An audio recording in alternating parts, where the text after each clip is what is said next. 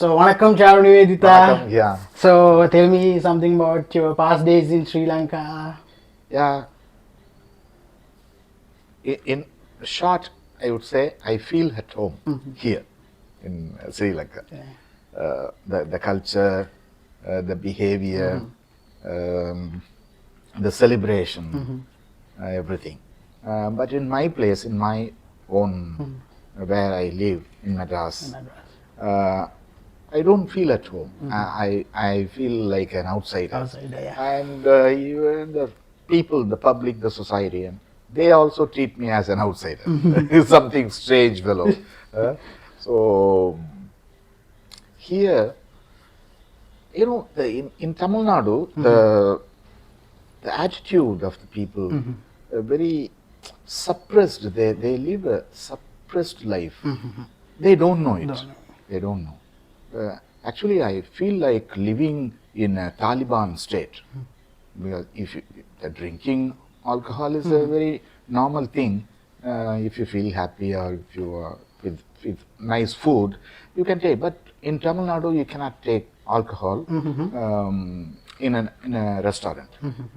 See, you will have to go to a pub, and that is very costly for middle class people. So they, you know, they are suppressed, and the government is controlling the alcohol making thing, you know, the producing. So they give very dirty thing, you know, very low quality alcohol. So people die, and families, you know, disturbed. So many things. And in all other aspects also, cinema is another thing. Everywhere they breathe cinema, they worship cinema. Cinema is a religion for them, for the Tamils. Even here, the Sri Lankan Tamils, they live with the cultural imports, the Philistine culture, the Tamil cinema. The whole day they watch Tamil, or they hear the Tamil songs and say film songs, and they don't know anything about anything other than this. We produce a lot of good literature in Tamil and contemporary. Tamil literature is very high,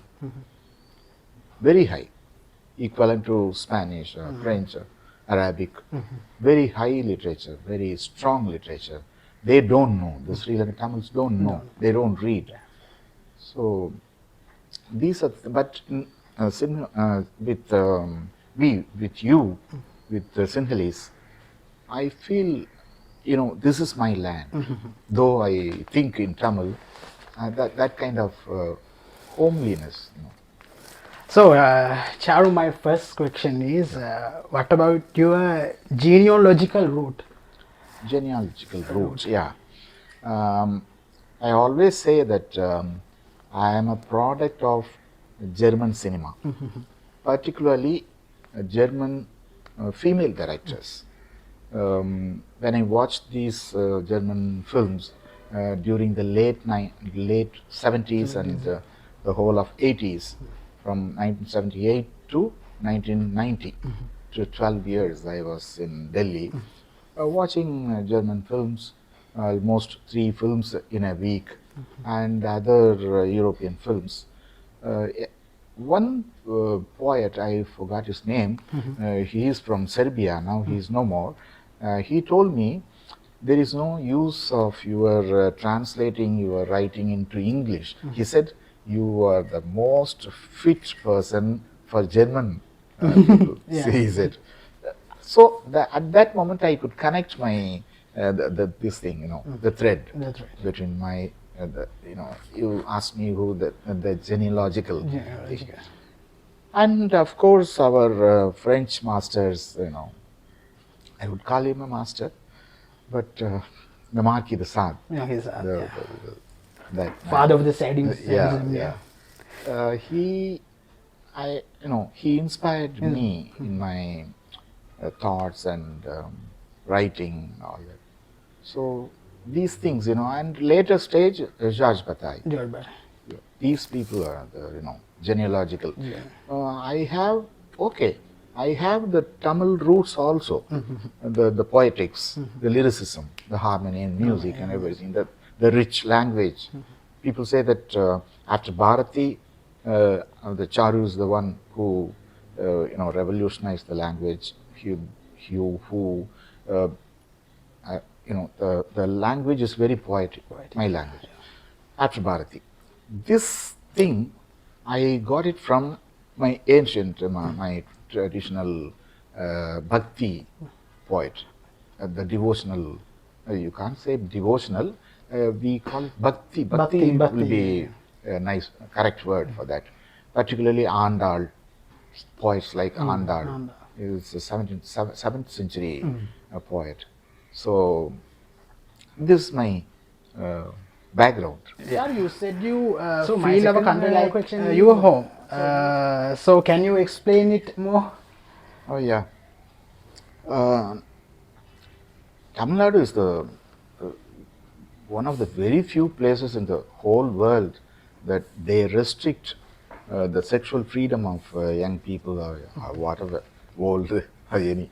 The thing is, you cannot go with your girlfriend or partner and stay in a hotel. They will ask you the marriage certificate. You cannot go with a girl. She should be your wife, legal wife. Legal wife? Yeah. You can imagine how much sexual suppression the society has been suffering. The youngsters and even the elders. That's why, the middle class people, they have started going to Thailand. As it's called the sex tour.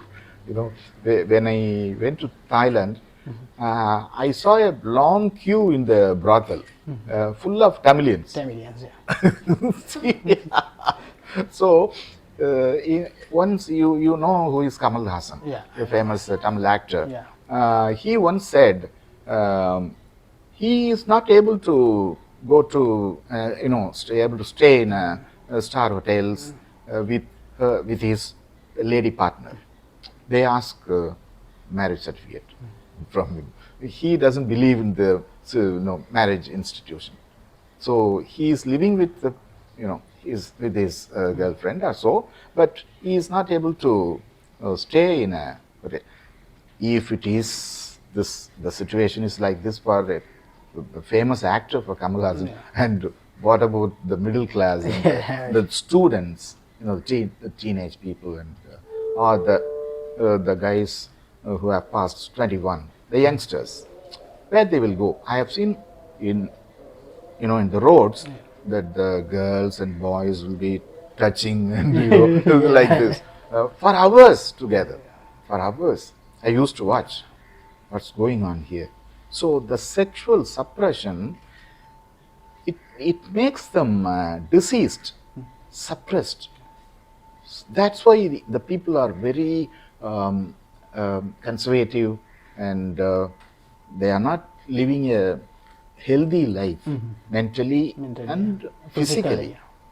So they get everything through the screen, film screen. So what a mad society it is. You are not feeling anything sensually, physically, and you are watching everything on the screen. So how sad it is. Nowhere in the world, in some Arab countries, like Saudi Arabia or the Taliban-controlled states, except these places, everywhere is the sexual relationships, sexual life is very good, and this is the most Talibanized society, the Tamil Nadu. Only in Tamil Nadu, not in Karnataka or Maharashtra. No other states have this kind of thing. These people think that they have the virtuous thing called chastity and all, the Victorian morality. The ancient Tamils were not like that. Were not like these people. They were enjoying life. There is a poet called Abhayar. She sings a lot of songs enjoying life drinking toddy with the king, Adiyaman. King's name is Adiyaman. Adiyaman, yeah. She narrated her experiences drinking toddy with the king. The ladies drinking, now no woman is drinking, and it's a sin. It's not even a taboo. So the sexual suppression, I find it very strange thing happening in Tamil Nadu. Here I feel, at home. That's why I said it's a free country. Everybody is happy. So this is one very sad thing. And intellectuals, writers don't speak about this miserable reality. They don't speak. They keep mum. So if I speak, they say, Charu is a sex right. You bloody idiots. You don't have sex. You are living without sex. Charu, my second question is, in your childhood, you were living in Nagar. Yeah, am I right? I was in that. Yeah. So tell me how you were inspired to become a writer. Okay. In my childhood, I was very weak physically. So I had to spend my time reading books. I could not go out with the other boys, and it was not possible. So when I went out once, I broke my hand. So these things are. So I was an introvert, basically, biologically. I was alone all the time, sitting, looking at something, for hours together. Then I got books from the library movement. They introduced the library movement, the government. So I could get all the literature books and pulp fiction, everything. I started with pulp fiction, and I wrote some stories also. Then I switched on to literature, serious literature. Then somehow I started writing at the age of 18 or so. So my next question is, could you describe the literary genre you representing as a writer? Pardon? The literary genre? You representing as a writer. Your genre and something. Okay. The genre. Because of the European cinema, I would have taken this style of non-linear writing. There are no sentences in my initial stories, no sentences, all broken words. You have to work hard to go into the text. So that was the first text, the non-linear text. I thought that it's a contribution to the world literature, the Tamil's contribution. But later stage, I came to know about Ronald Sukenik and Donald Barthelme and Pierre Guta, the French writer, William Burroughs and all these guys. They also write in a non-linear way, but very few. You can count. Very few people. Especially Donald Barthelme and Ronald Sukenik of US people. So I thought, there are some fellow travelers like me. And the important thing is, I would have got this genre from, as I told you, from European cinema, especially Godard, the Jean-Luc Godard, the French director. In English, we are call him Godard. Yeah, in Tamil Nadu also they call Godard, but the French pronunciation is Godard. Yeah.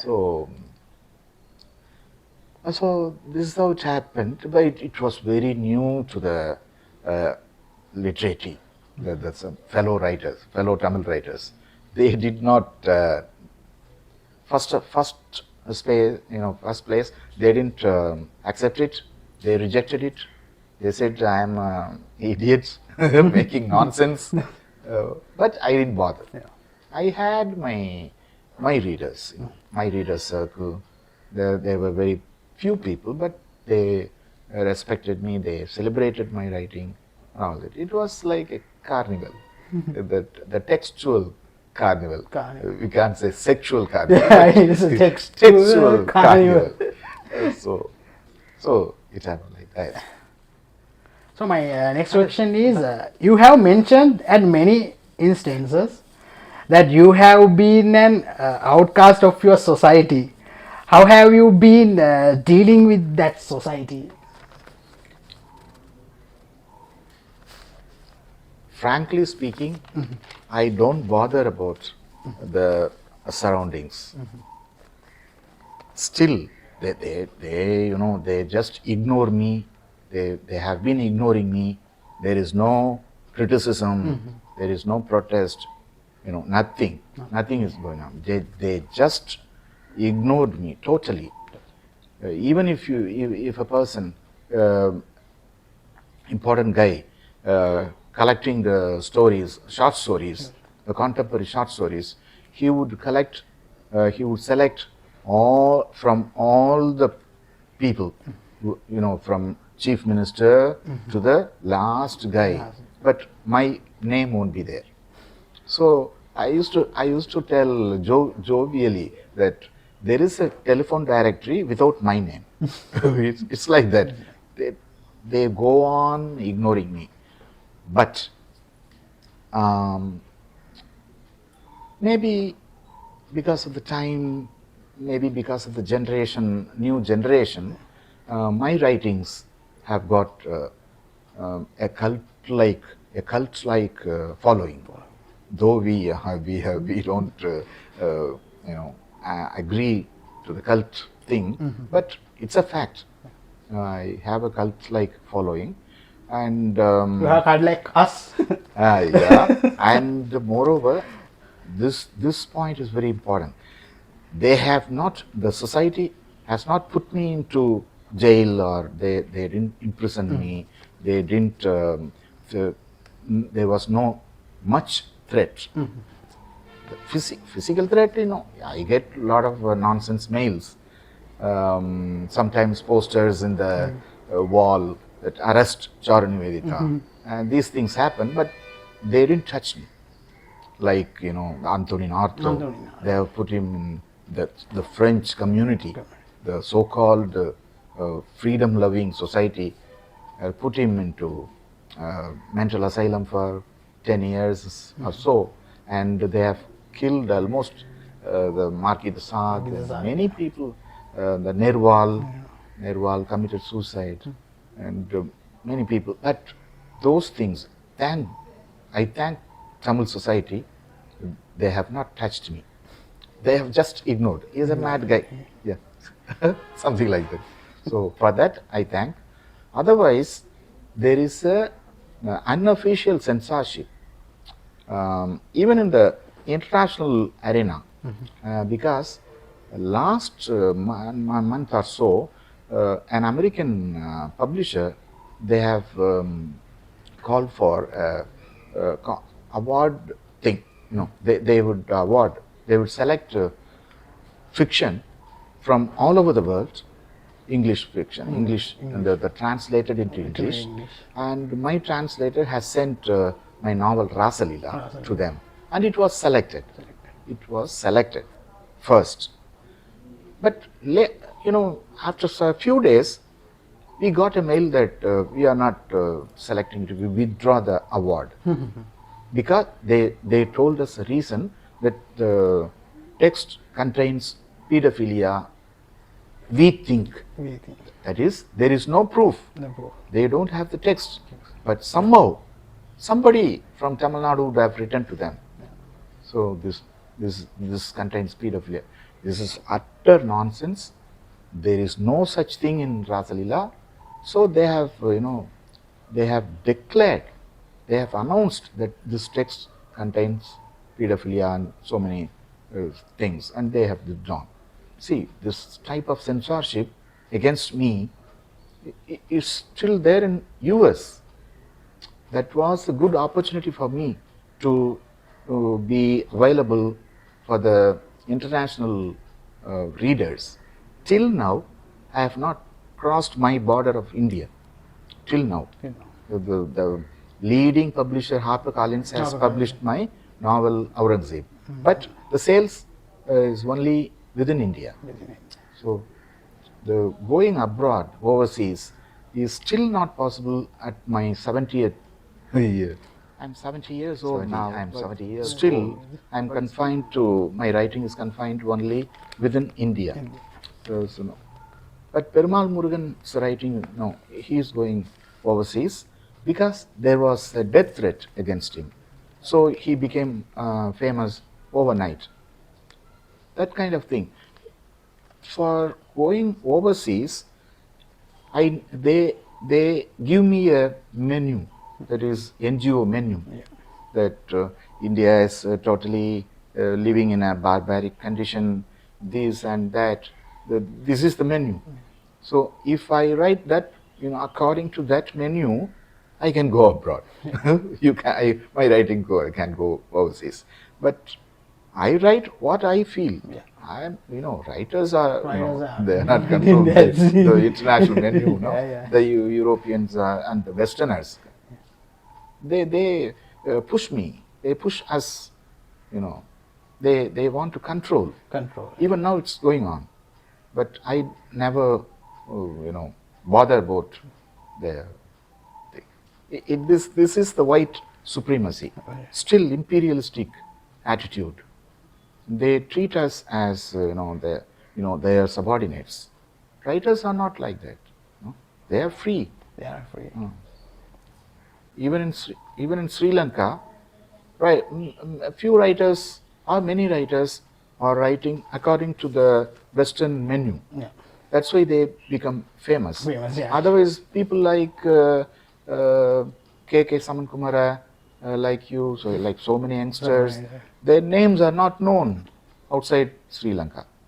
So the menu, we have to attack the menu people. So this is our final question, Charu. Tell us something about your upcoming works. Upcoming work. Well, yeah. Recently, I have written a novel based on my last visit to Sri Lanka. It is called PETIYO. You will get it soon in Sinhala language. It's very lovely. That name is very lovely. And PETIYO is a very romantic and darling. Yeah, because people are, Sri Lankan Tamils and even Sinhala writers writing English. They are writing lot of war stories. War is over. You write the contemporary life. Free the writing, free the writing, free the text from its constraints. Free it. Writing about issues, And my PETIYO is about love, about carnival. War is also there. War experience is there, but not fully. It's not about war. It's PETIYO, the darling. It's my most important novel, I would say. And I am writing a novel that is based on my Japanese tour. It's called Roppongi Nights. Roppongi Nights. Roppongi is a famous, notorious place in Tokyo. So Roppongi. Roppongi. That's the carnival place in Tokyo city, Roppongi. So that's called the Roppongi Nights. So yeah, I have a lot of plans, all novels. So thank you, Charu, to join with us.